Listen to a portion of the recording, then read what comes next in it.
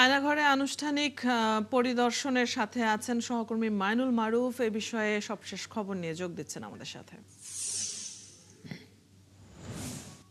মাইনুল, আপনি তো সকাল থেকে এই বিষয়ে খবর রাখছেন, তো আয়নাঘর পরিদর্শন শেষে তারা আর কি বলেছেন?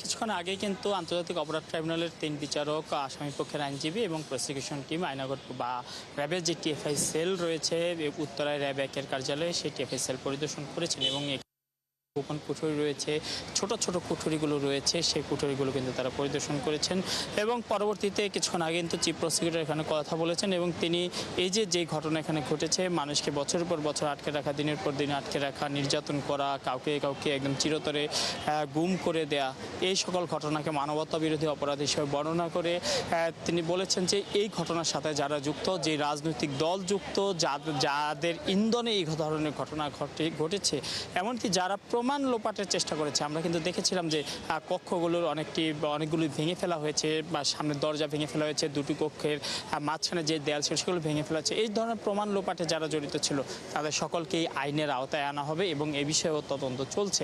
অর্থাৎ কেউই রেহাই পাবে না বলে চিফ প্রসিকিউটর জানিয়েছেন, কারণ এই ধরনের মানবতা বিরোধী অপরাধের মধ্য দিয়েই কিন্তু তার অভিযোগ যে আওয়ামী লীগ ফ্যাসিবাদ কায়েম করেছিল এবং সেই ফ্যাসিবাদের পরের ঘটনা কিন্তু পুরো দেশবাসী দেখেছে কি হয়েছে দেশে, গুম নির্যাতন থেকে শুরু করে ২৪শে জুলাই গণঅভ্যুত্থানকালীন সময়ে যে হত্যাযোগ্য, এই সব কিছুর কথা কিন্তু চিফ প্রসিকিউটর বর্ণনা করেছেন এবং তিনি বলেছেন যে কোনো আসামিকে যদি গ্রেপ্তার করা হয় তাকে ২৪ ঘন্টার মধ্যে নিকটস্থ যে আদালত রয়েছে, ম্যাজিস্ট্রেট কোর্ট রয়েছে, তার কাছে হাজির করার কথা থাকলেও এই নিয়ম মানা হয়নি। এই নিয়ম ভঙ্গের সাথে যারা জড়িত ছিল তাদের সবাইকে আইনের আওতায় আনা হবে। কাউকে বছর পর বছর রাখা হয়েছে, কাউকে চিরতরে গুম করে দেওয়া হয়েছে।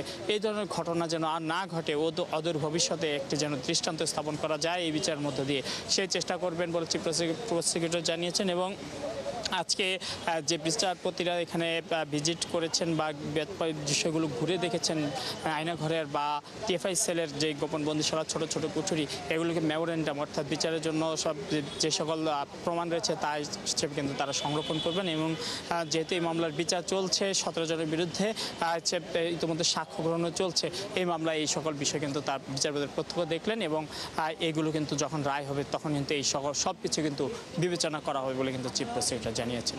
অদিতি। মাইনুল, আপনার কাছ থেকে আমরা জানছিলাম এই পরিদর্শন এবং অন্যান্য খবরগুলো। ধন্যবাদ আমাদের সাথে যুক্ত হবার জন্য। দর্শক, আয়নাঘরের বিস্তারিত নিয়ে সহকর্মী মাইনুল মারুফ যুক্ত ছিলেন এতক্ষণ।